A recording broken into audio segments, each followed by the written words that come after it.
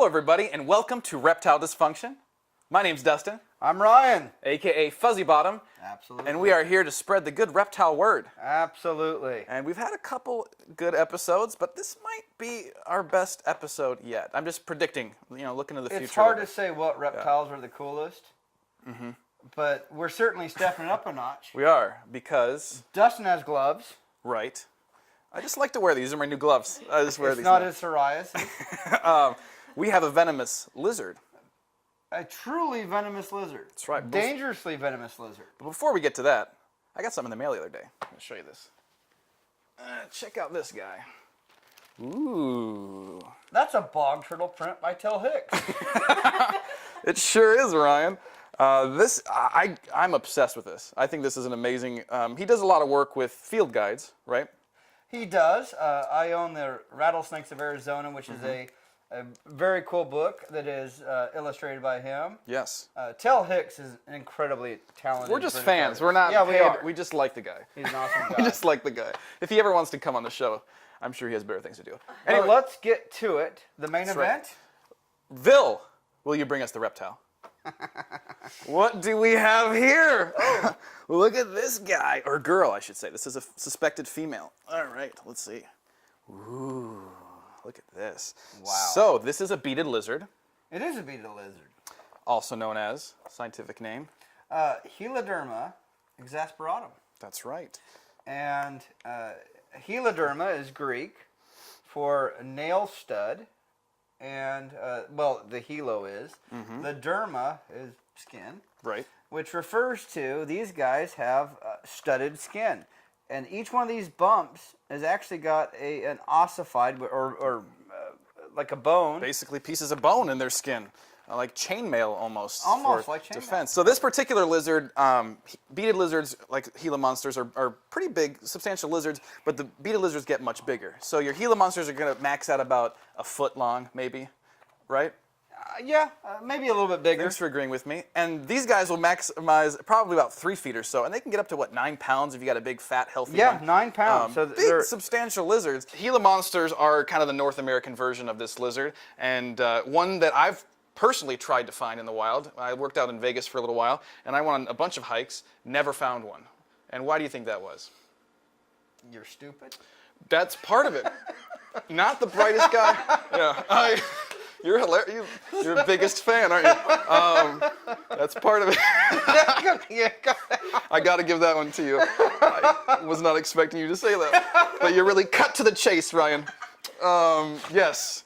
I was looking for them in the water, so it wasn't the best place to look for them. They're not very aquatic. They're actually a desert species found in the southwest United States, and they're active only about 1 hour every day. Yes. So these guys spend a lot of time underground, and they will make their own burrows. Sometimes they'll eat eggs. We'll talk about that later, and they'll just kind of commandeer those little nests for those eggs. They'll be like, this is my home now. So this is an animal that only has to eat a couple times a year. That's right. That's right.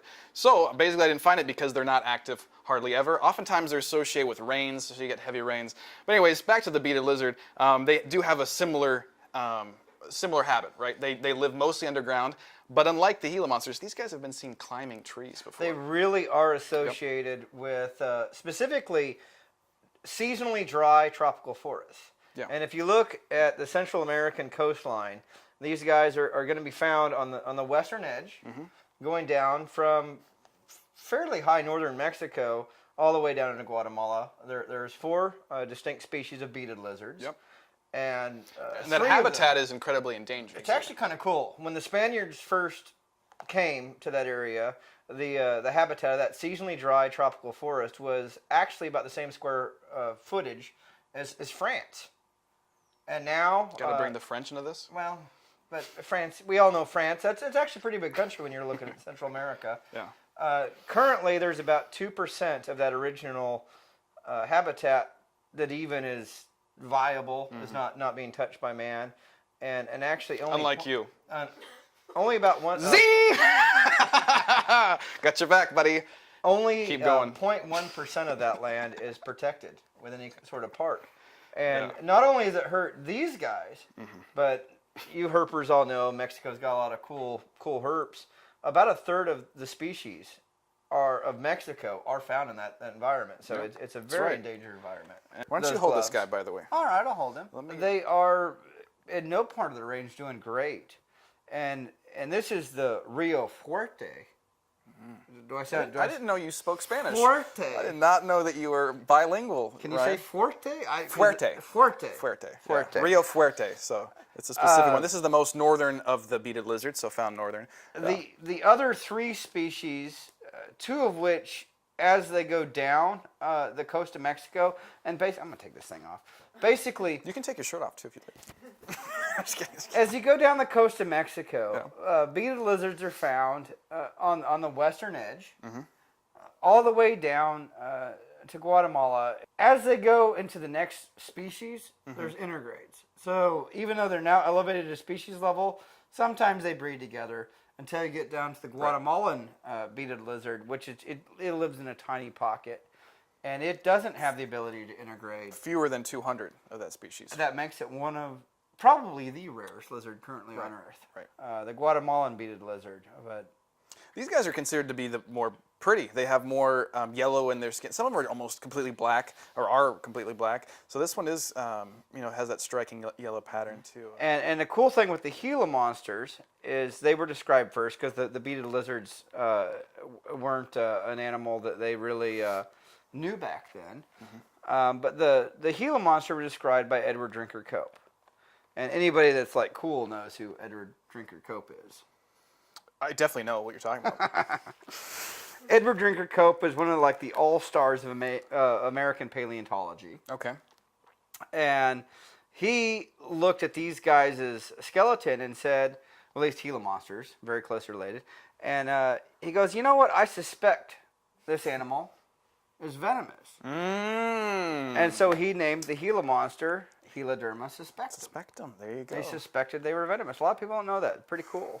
That is pretty amazing. These guys are pretty cool. And these guys, like we said, enjoy eating eggs. They will not very picky with eggs. They'll eat reptile eggs. They'll eat bird eggs. And of course, if they come across a mammal, they've even found insects inside of their guts. They have venom, right? They have venom glands, and those are found underneath the mouth. The lower jaw, unlike snakes, always on top.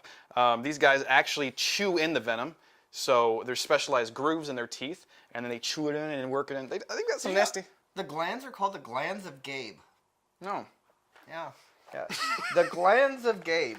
G-A-B-E. The glands of Gabe. I don't know who Gabe is. I don't know, but now we know. But now we know. I mean, you're looking at, with snakes, you have venom is associated with a small animal that eats a pretty large animal for its size, and so they subdue it with venom. These guys, while they do have actually a fairly potent venom, they eat baby birds and eggs. I mean, they really don't use their venom to subdue their prey. They are definitely an animal. Well, the venom is not like nearly as strong as say a rattlesnake's. Right. It is a pretty nasty bite. It's something that will definitely, with a human, cause a lot of discomfort. For days, possibly. Yeah, and days, a week or so. It's don't get bit. I've heard it described as having your hand start on fire and slammed in a car door over and over again. Well, yeah. Or get sat on by Rosie O'Donnell. It's the same. There's two of the same things there.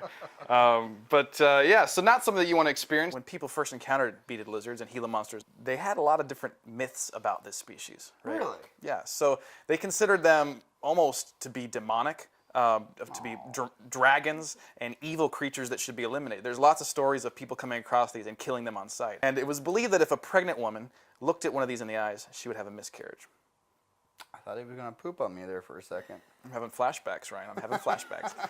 They also said if you touch their skin, you could get boils on your skin. So there's also, no, not yet. It takes 12 hours, so I didn't take that. Also, if they believe that they actually just breathed poison, venom. So I mean, they really hated these animals, and they're still kind of fighting that. Reptiles in particular sometimes get a bad rap, and rattlesnakes, people just like to kill them on sight. These guys really... They call those people jerks. Yeah, they call them uninformed, and these guys... Uninformed? Uninformed. Okay. Maybe their brain hasn't formed, so it's unformed. But yeah, I mean, this is kind of what this is all about, is to create appreciation for reptiles. Well, thank you very much. We're all out of time. So until next time, stay tuned for the next episode of Reptile Dysfunction. Take care.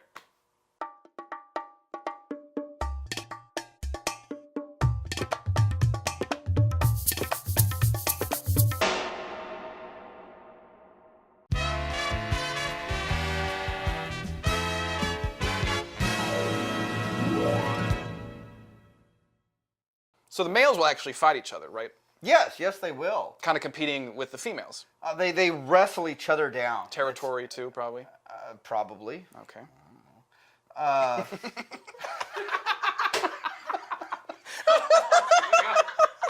Why would we know things? We're not here to know things. Well, that about does it for us today. I think this went well. What do you think? Well, this guy did well. Yeah, we sucked though. We were garbage. But maybe we'll do better. Thank you so much for watching. Stay tuned. From all of us, from Reptile Dysfunction, take care. And stay safe. Where do you get this shit? Okay, let's just keep doing another one. Let's do another one. All right. Well, that about does it for us today. All right,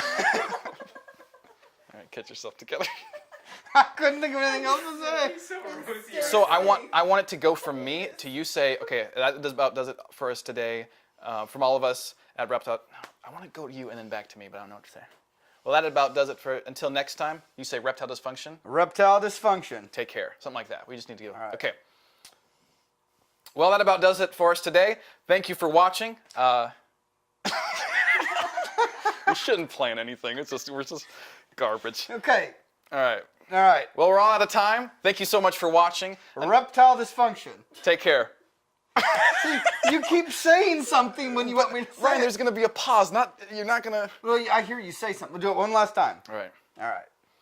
Well, thank you very much. We're all out of time. So until next time, stay tuned for the next episode Of Reptile Dysfunction. Take care. Wasn't that bad. I think that was terrible, but... I think it was cheesy and awkward and gay, but that's kind of what we're all about here.